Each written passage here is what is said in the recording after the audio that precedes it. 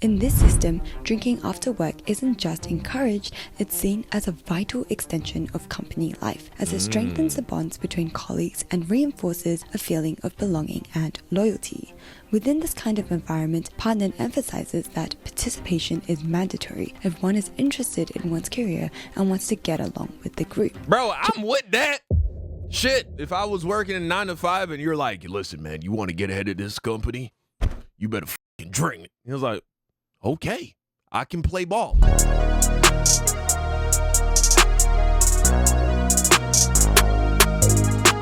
The dark truth behind drunk salarymen in Japan. Video by Annie? Annie, are you okay? Are you okay, Annie? This is Japan, but this is also Japan.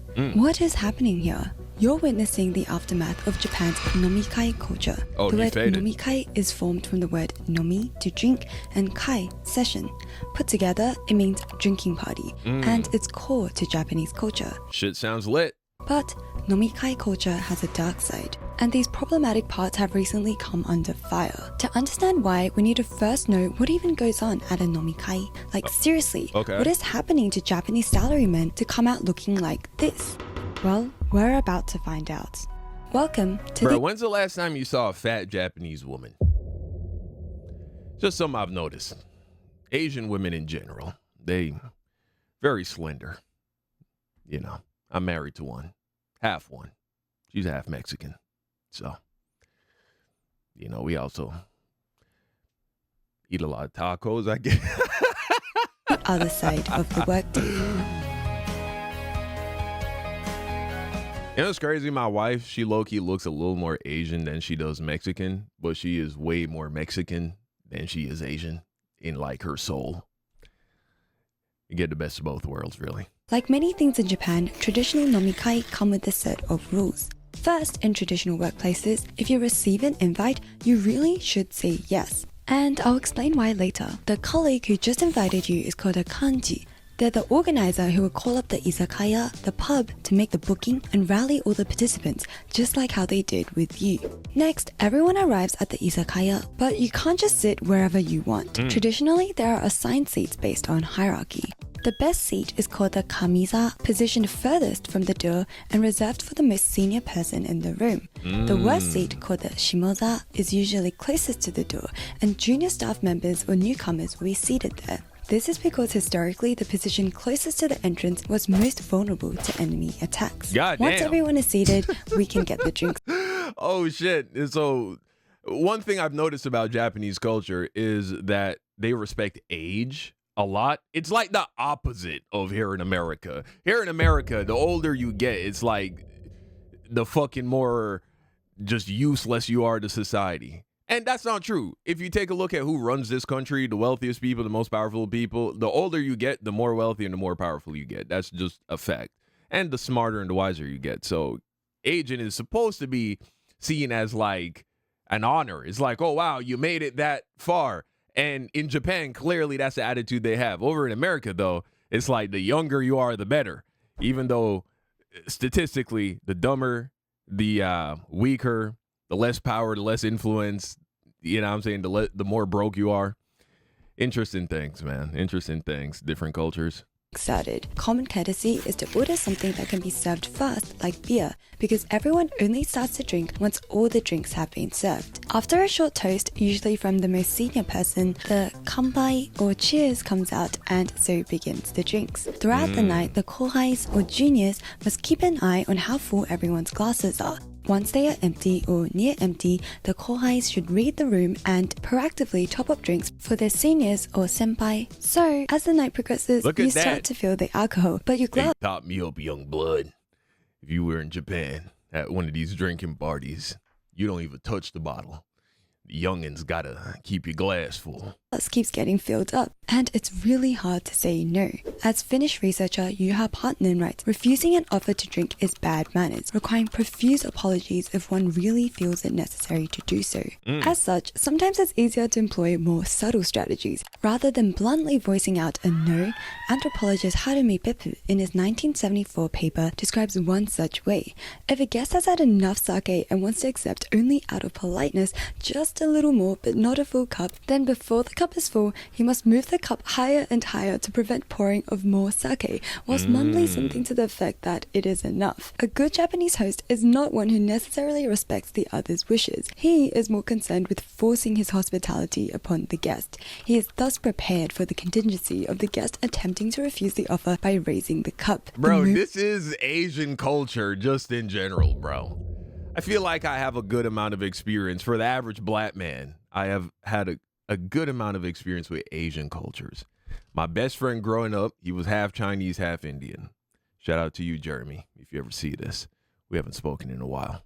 Years, really. Childhood best friend kind of situation. Then my cousin, who was like a big sister to me, who I grew up with, she married a Chinese man, like a Chinese Jamaican man. His whole family is Chinese. He was born in China. His family's from China, and spent a lot of time with them. Shout out to you, Peter. Dope guy. Cool dude.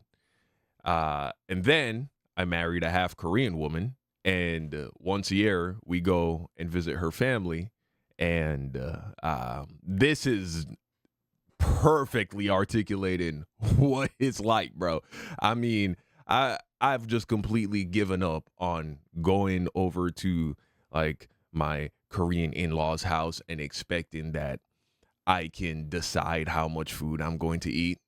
You know what I'm saying? They don't force sake on you or anything like that, but they are generous pourers.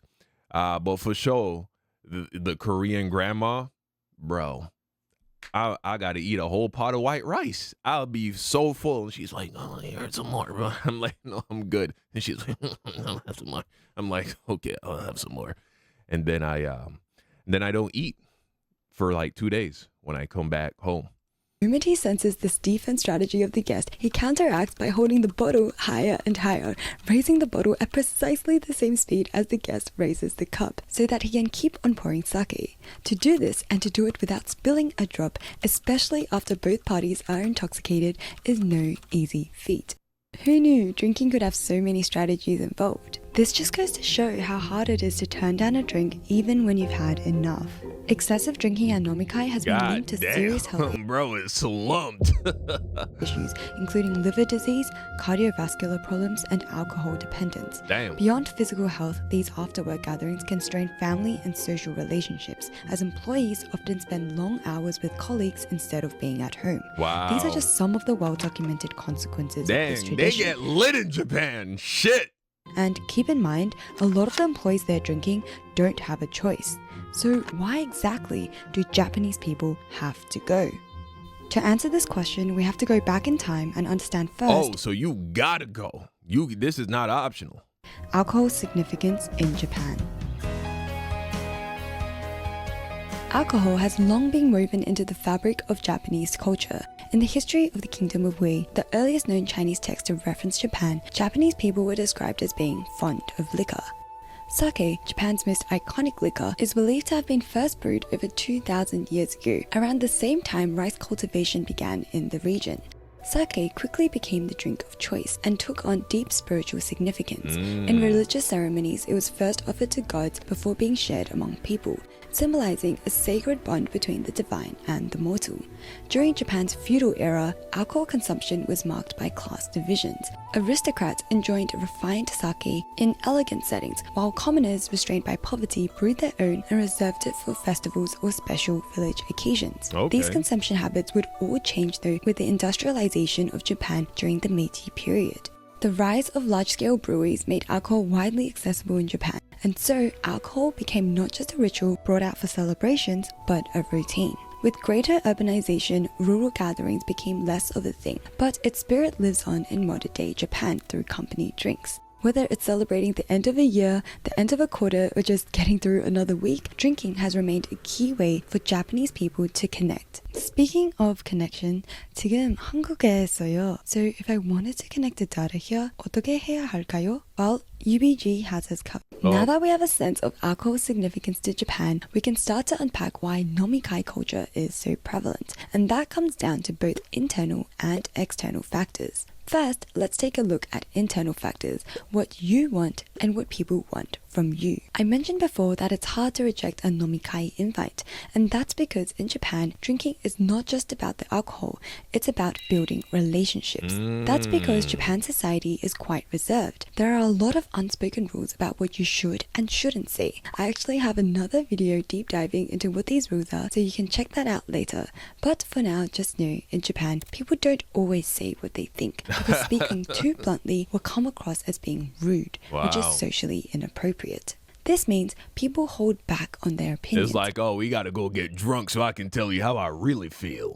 Okay, understood. Their thoughts and how they feel. But drinking creates a kind of social loophole. When Japanese people drink, they're allowed to be more honest, more vulnerable, and say what they really think. So alcohol creates a safe space where we listen and we don't judge. Or, as Partner puts it, the main purpose of drinking is the attainment of uninhibited sociability. As a result, the Japanese even have a word for this process of using drinks to initiate and solidify relationships, and that is nomication, a portmanteau of the Japanese word nomi, to drink, and the English word communication. Naoya, a 32-year-old man from Osaka, says this is one of the biggest reasons why drinking is important to the Japanese. Drinking is one of the most important communication platforms. Alcohol allows Japanese people to express their emotions as well as opinions more openly in this rather socially regimented country. So, if you wanted to get to know someone better, traditionally, it would be done over a drink at a nomikai. Now, the flip side, what others want from you. Bro, that's crazy. So Japan truly is an alcoholic culture. I never knew that. They're up there with the Irish, you know what I'm saying? And shit, even Jamaica. Jamaica ain't really an alcoholic culture, but we definitely know how to throw down some rum. I tell you what. These factors are just as important in solidifying the existence of nomikais, and it's the Japanese work culture that reinforces peer pressure and a group-first mentality. You see, traditional Japanese companies operate with a very communitarian approach, one that emphasizes long-term employee loyalty, family-like work environments, and a strong emphasis on seniority and hierarchy. In this system, drinking after work isn't just encouraged, it's seen as a vital extension of company life, as it strengthens the bonds between colleagues and reinforces a feeling of belonging and loyalty. Within this kind of environment, Partner emphasizes that participation is mandatory if one is interested in one's career and wants to get along with the group. Bro, I'm with that. Shit, if I was working in 9 to 5 and you're like, listen, man, you want to get ahead of this company? You better fucking drink. He was like, okay, I can play ball. I'm game. Japan even has this saying, if you want to climb the corporate ladder, you have to drink. That's crazy, bro. What? Bro, I see why people want to move to Japan. Oh, you want to get ahead in this company? Sir, you're going to have to drink with the boss. That sounds like a great time. Wow. Add to this, bro, there can be you can't form a bond. There is like a bond that you form with somebody that you like help when they're fucking drunk as shit, that you can't form that bond any other way. Imagine your boss, bro, the guy who's going to give you a raise, give you a promotion. You're like, he's like throwing up in the street and you're like, oh, it's okay, champ. It's okay, champ. Don't worry. I got you. Oh, I'll call you an Uber, or I'll get you home, boss. Don't worry about it. It's like, you are going to be locked in, man. You're going to be locked in. Not just your boss, but your coworkers. That's a bond that you can't form over coffee. You feel me? Idea of lifetime employment being the norm in Japan in the 80s. So for the older generation, it was even more important to fit in because you'll be seeing the same colleagues for the next 40 years, which means you're going to the izakaya and you're going to drink. But it's not just about wanting to form connections over a drink or getting pressured into it. Several external factors unique to Japan have allowed nomikai culture to thrive. And that is the accessibility of alcohol, loose liquor laws, and Japan's exceptional tolerance towards being drunk. When we briefly talked through the history of alcohol in Japan, we talked about how alcohol is readily accessible nowadays, but you might not have imagined just how accessible it is, because in Japan, you can buy alcohol from just about any convenience store, and they're open 24/7. You can even find alcohol being sold in vending machines on the street. The legal drinking age in Japan is 20, but most machines don't verify age. Let's just say underage drinking is a lot easier here. What? Bro, you know that kids in high school are getting lit, dude. You can buy alcohol from vending machines. We don't even. Wow. I think we got to give Japan the degenerate trophy, bro. I thought America, we had some loose laws when it comes to some shit. But Japan, they take the cake. You can buy fucking beer out of a vending machine. Don't verify age. Crazy. I mean, here in Texas, they stopped selling alcohol after a certain point in time, and you can't buy hard liquor on Sundays. Isn't that crazy? You can't buy hard liquor in Texas on a Sunday. Wow. Than in many other countries. The casual relationship... Which is ironic because last time I checked, Texas has the highest rates of drinking and driving. Japan has with alcohol is observed by Partner, who notes alcohol in Japan has never been regarded as a major social problem, and few measures against its production or use have been taken. Alcohol isn't just easy to get, it's also easy to consume. In Japan, it's legal to drink in public, so you'll see people sipping beers at parks, on the street. That's insane, dude. Or even on public transport. Drinking whenever, wherever is not just accepted, it's entirely normal. Japan, being such a safe country, also ironically plays a role in enabling its drinking culture. Someone could be passed out on a bench completely defenseless and wake up with all their possessions intact. Wow. People might take a passing glance at them, but Japanese society in general is very tolerant towards being drunk. That's crazy, bro. Bro, could you imagine that? It's normalized to just walk down the street and see people slumped everywhere and be like, oh yeah, he must have had a good time last night. Comments on how Japan has been called a drunkard's paradise, as the inebriated are to be humoured and cared for, and most often... You know what? Now all the fucking like drunkenness that you see in anime makes sense. You see that a lot being celebrated. And is this where, you know, the drunken martial arts technique was developed? I wouldn't be surprised. This is women's task. This tolerant attitude is even seen in how law enforcement responds. David Bailey in his 1991 book says the following: police officers treat drunken people according to the general view that they are children and are not responsible for what they do and say. The duty of a police officer is to protect them from their own excesses. This exceptional level of tolerance and acceptance is also reflected through data. A 2013 Pew Research Center survey asked people around the world whether they saw drinking alcohol as morally acceptable, unacceptable, or not a moral issue. Japan topped the list with 66% of respondents saying it was morally acceptable. The next highest was the Czech Republic at just 46%. Wow. The combination of all these external factors has created an environment where drinking in Japan is not only easy but largely consequence-free. And so, nomikai culture has thrived. Note though, the past tense, thrived. Because despite its deep cultural roots, nomikai culture has increasingly come under fire. In recent years, public attitudes have started to shift, as the social pressure to attend these events and to drink at them has become entangled with issues around harassment and consent. Nomikai culture is such a big thing though. Can this practice really change? Well, the younger generation has something to say about it, and they don't need a drink to speak their mind. Yeah, I imagine there are a lot of women who've been violated because of this culture. You know what I'm saying? You get them all liquored up. Yeah. For decades, nomikai culture was seen as just another part of the job, but that attitude is no longer taken for granted. As more women entered the workforce, issues of consent and harassment have brought the more troubling sides of the culture into sharper focus. Kumiko Nemoto, a sociology professor at the Kyoto University of Foreign Studies, comments on this shift. In the past, it happened all the time. It was part of normal corporate culture in Japan, but now it's seen as power harassment. This term, power harassment, relates directly to new laws introduced by the Japanese government in 2019 targeting employers. And these laws have greatly affected how nomikais are conducted and how much pressure there is for employees to attend. Mr. Katsuki, a 47-year-old manager, recalls how back in the day, his boss or colleagues would ask him out for drinks up to 4 times a week. Wow. And there was really no way of saying no. These days, however, things are different. With stricter laws and companies taking harassment more seriously, he's much more cautious. Subordinates can always anonymously email or write letters to a complaint box. People are much more aware and prudent. This shift in how nomikai are viewed reflects larger changes. Yeah, these are people who don't want to get ahead. These are people who are not really serious about their careers.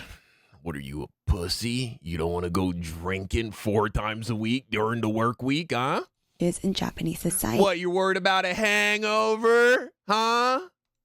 The idea of a job for life is no longer the default, and younger workers are increasingly willing to leave companies that don't align with their values. In this day and age, sharing a drink to bond with co-workers after work doesn't hold the same appeal anymore. This generational shift in attitude is clear in an anecdote shared by Takanori Sakaguchi, a procurement consultant. He recalls a friend telling him that more and more job applicants and students at recruitment events are asking whether the company holds drinking parties. To him, it was surprising that the presence of nomikai could influence whether young people wanted to work at a company or not. But these questions make it all very clear. Drinking culture matters, and for some young people, it's a deal breaker. Perhaps it's not that surprising that the younger generation is carrying this attitude into the workplace, because nomikais are actually not just big within the business environment, but also at university, especially in uni clubs. And just quickly expanding on this point, it seems like uni nomikais have gone through quite the transformation. Wu Yixuan, in his 2023 paper, interviewed 7 respondents who all commented on how they had heard or experienced at first uni nomikais being stricter in attendance and having a more hierarchical structure. But nowadays, attendance at uni nomikais are optional, and senior members often behave in an equal manner with their juniors. In addition, none of the interviewees mentioned feeling any pressure to get drunk at nomikai. The expectation to drink heavily or to keep drinking when they don't want to is fading. Outside of drinking, different alternatives to facilitate bonding have become popular over the last decade, such as hiking, eating out, doing sports, activities that don't require alcohol to facilitate a similar kind of bond. As values evolve, so too do traditions. Nomikai will likely Let's go get fucked up! remain Talk about last quarter's earnings. key part of how co-workers and students socialize in Japan, but it's already starting to look a bit different. The more problematic parts of it, like compulsory attendance or being pressured to drink past one's limit, are increasingly being questioned. While business nomikai might take longer to change, university culture shows us that such transformation is possible, and with new laws and growing resistance from younger generations, after-work drinks might one day simply be just that, a pressure-free hangout with colleagues, not an obligation that stretches for hours. God damn, look at these guys, man. Slumped. Multiple times a week. Drinking culture is such a big part of East Bro, Asia. I have never been slumped like that from alcohol, bro. Like on the floor in public with my shoes on. Oh god damn, man. Still in your work clothes? Nah, bro, that's something different they got over there. And today, But hey, shout out to Annie, man. This was a dope video. You learn something new every day. And apparently, if you want to marry being a chronic alcoholic with caring a lot about your career, apparently that's doable. You just got to move to Japan.